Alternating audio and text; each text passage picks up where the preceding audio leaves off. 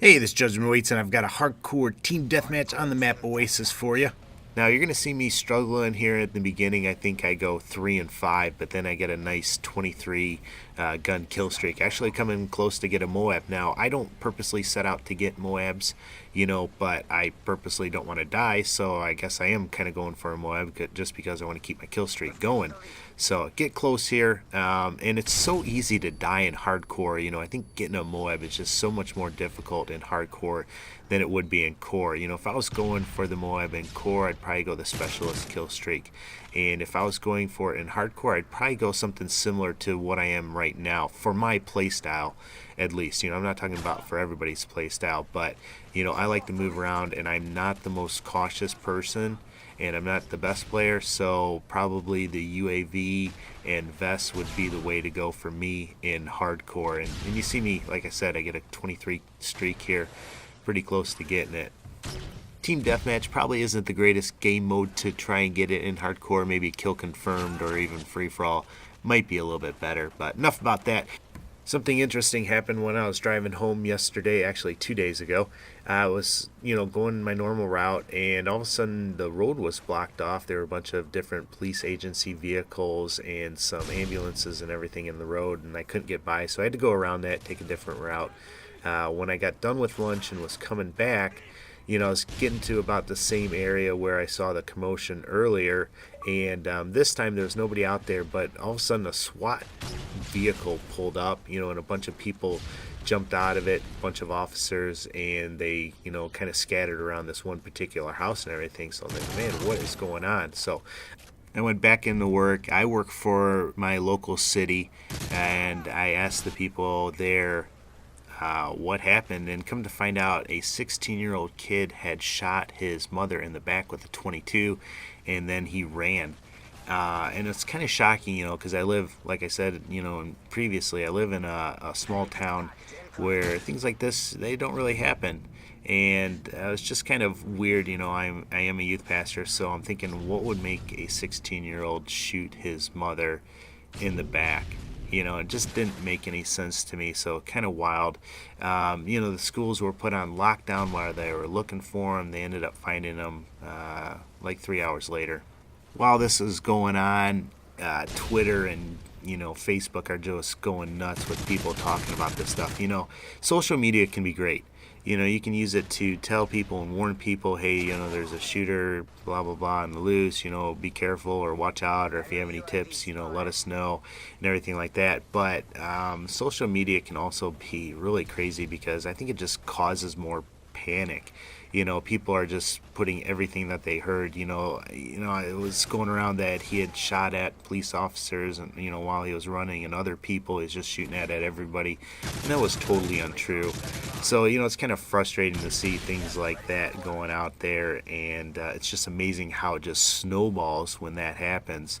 And the other thing that I saw, with the social media was everybody seemed to have, their idea of who was to blame. People are blaming the parents, people are blaming the schools, people are blaming the kid, and I honestly don't know who to blame. My first thoughts were, on the kid. This kid must have been somebody rotten and everything like that. But, you just never know. What if the parents were abusing this kid every day, physically, sexually, or, what if these crazy things are happening?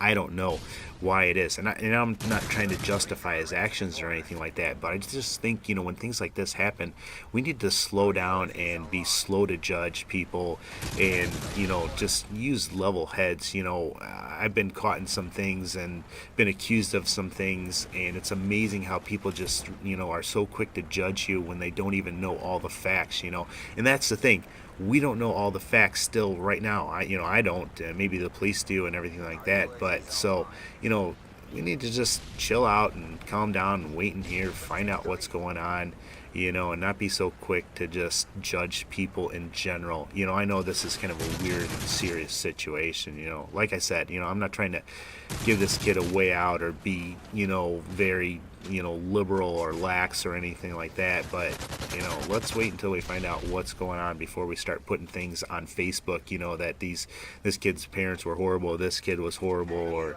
anything like that. A lot of these rumors and everything can end up really hurting people, and if you don't know the truth, just keep your mouth shut about it. I don't know. That's the way I feel about it. I didn't see anything about video games on there. I was kind of waiting to see if anything would be linked to video games and everything. I don't know how you feel about that. Oftentimes you'll see in the news where some kid does something really bad, and of course it's linked to video games or music or something like that. And I don't know if I'm jaded. I don't know if I'm naive. Maybe video games do have something to do with this. I think it's more parenting, and there's a lot of other factors, and that's just the thing. There's a lot of factors that contribute to a lot of things. Do video games play some kind of role in these things? They might. For myself, I don't see how that's possible. But, there's something about, getting used to doing things and being exposed to things that video games might contribute. If you're driving 30 miles an hour, right, and you speed up to 60 miles an hour, as soon as you get up to that 60, you notice it, and you're a little bit more cautious and driving and everything like that. And then all of a sudden something happens, though. You get used to driving at 60 miles an hour. And it's like you're driving at 30 comfortable-wise. You know what I'm saying? So, I don't know if being exposed to all these killing people and everything like that kind of desensitizes you to something. I'm inclined, like I said, not to buy it. But, I can see that maybe it has a small role in that. But, I think it's very small, and I think there are a lot of other factors. What do you guys think, though? I don't buy the whole thing of blaming video games. But it might have a small role to play. I know when I listen to music, I listen to some Skillet, it's going to pump me up. So media can affect you. To what degree does it affect you? That's a whole nother debate, and I'm not smart enough to figure that out. But I'm curious what you guys think about video games and their role in society and how that affects it. I actually have a confession to make, and I'm kind of hesitant to say it, but my son always, used to watch me play Call of Duty video games, on the weekends. Sometimes I'd get on a little bit earlier.